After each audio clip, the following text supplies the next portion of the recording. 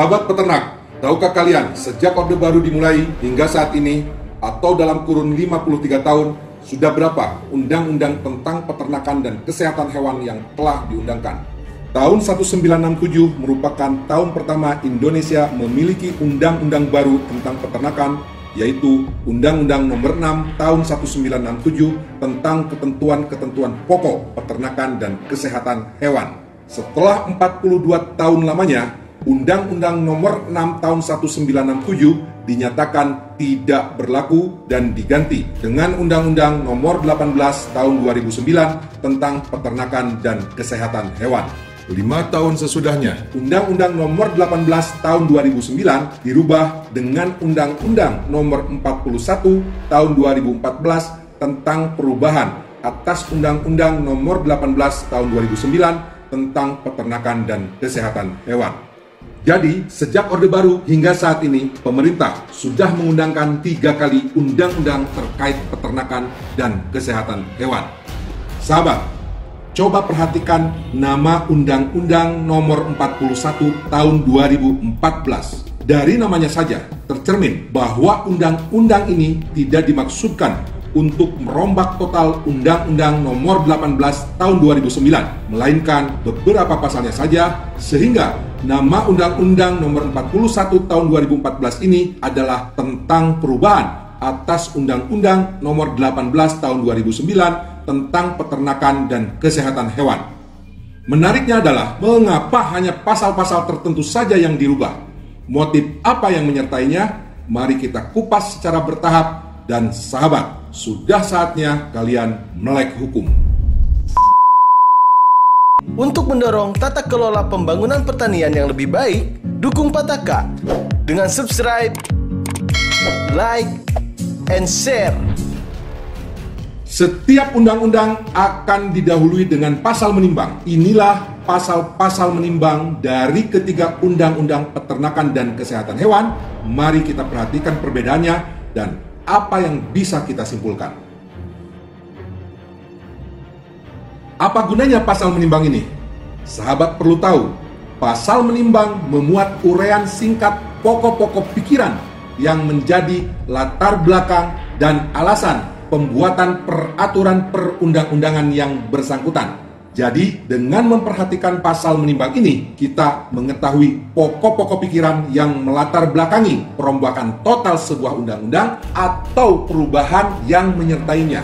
Dengan kata lain, dengan memahami pasal menimbang, kita tahu motif apa di balik perubahan sebuah undang-undang. Saya akan tampilkan kembali pasal-pasal menimbang dari ketiga undang-undang tentang peternakan dan kesehatan hewan. Apa yang saya lihat, apa yang kalian lihat bisa saja melahirkan pemahaman yang berbeda. Akan tetapi kami melihat ada 2 hal pokok perbedaan dari pasal-pasal menimbang ini. Pertama, pada Undang-Undang Nomor 6 Tahun 1967 dan Undang-Undang Nomor 18 Tahun 2009, objek dari undang-undang adalah hewan sebagai karunia Tuhan Yang Maha Esa yang perlu disyukuri dan dimanfaatkan untuk kesejahteraan masyarakat. Sedangkan objek dari Undang-Undang Nomor 41 Tahun 2014 adalah peran negara untuk melindungi segenap tumpah darah Indonesia melalui pembangunan di sektor peternakan dan kesehatan hewan. Perbedaan ini bukanlah hal sepele, sahabat. Pertanyaannya, mengapa pernyataan hewan sebagai karunia Tuhan Yang Maha Esa yang perlu disyukuri dan pemanfaatannya untuk kesejahteraan masyarakat dalam undang-undang terbaru tidak ada dan dihilangkan? Kemudian diganti dengan pernyataan bahwa negara bertanggung jawab untuk melindungi segenap bangsa Indonesia dan seluruh tumpah darah Indonesia melalui penyelenggaraan peternakan dan kesehatan hewan. Di situ ada kalimat melindungi segenap bangsa Indonesia dan seluruh tumpah darah Indonesia. Dalam kacamata ekonomi, segenap bangsa Indonesia dan seluruh tumpah darah Indonesia dapat disederhanakan menjadi 2 kelompok masyarakat, yaitu masyarakat konsumen dan masyarakat produsen, peternak dan pelaku usaha peternakan. Lantas, jika kepentingan keduanya tidak bisa diakomodir, kelompok manakah yang akan dilindungi pertama kali oleh negara? Jelas kepentingan masyarakat konsumen, karena jumlah mereka jauh lebih besar daripada jumlah produsen. Bagaimana negara melindungi konsumen? Sederhana, Produk hewan dan olahannya harus murah harganya, dan itu bisa dicapai dengan mengejar efisiensi setinggi-tingginya atau mengimpor dari negara yang mampu memberikan harga murah. Jelaskan, kalian sekarang paham maksud saya. Lain halnya dengan pernyataan pasal menimbang bahwa hewan sebagai karunia Tuhan yang Maha Esa yang perlu disyukuri dan pemanfaatannya untuk kesejahteraan masyarakat. Apa konsekuensinya? Mari kita bedah. Sahabat, di situ ada kalimat hewan sebagai karunia Tuhan yang Maha Esa. Karena undang-undang ini mengatur tentang pembangunan sektor peternakan, maka hewan yang dimaksud dalam kalimat tersebut adalah hewan yang dipelihara, dirawat, dan dikembangbiakan oleh peternak dan pelaku usaha peternakan di Indonesia untuk kesejahteraan masyarakat sebagai perwujudan dari rasa syukur terhadap Tuhan Yang Maha Esa.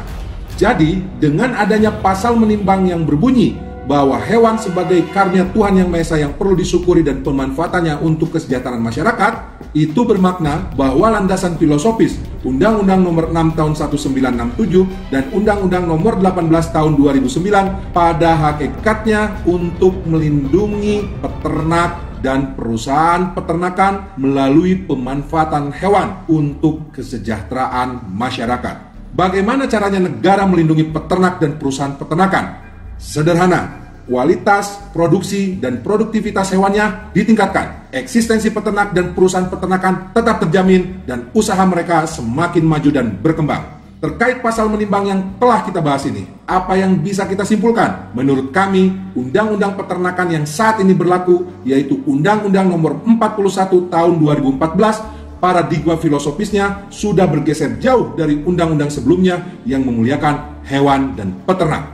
Jangan heran jika unggas lokal sudah tertekan dengan unggas broiler, telur ayam kampung sudah tergerus dengan telur ayam layer, peternak UMKM sudah tergerus dengan perusahaan peternakan yang mengejar efisiensi, dan tidak menutup kemungkinan jika perusahaan peternakan yang mengejar efisiensi ini nanti tergerus dengan importir karkas ayam dan telur dari negara lain.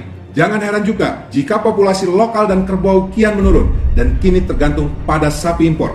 Tidak cukup sampai di situ, kini pasar daging Indonesia dibanjiri dengan impor daging kerbau asal India, dan mungkin akan masuk impor daging dari negara lainnya yang menawarkan harga yang bisa lebih murah, lantas jumlah peternak sapi dan peternak kerbau semakin sedikit. Salah siapa? Nggak ada yang salah. Filosofi undang-undangnya sudah demikian, sudah tidak memuliakan hewan dan peternaknya. Yang salah adalah saya karena telah memprovokasi kalian sahabat peternak untuk melek hukum. Ini kita baru bicara satu poin, masih banyak yang perlu kita bedah.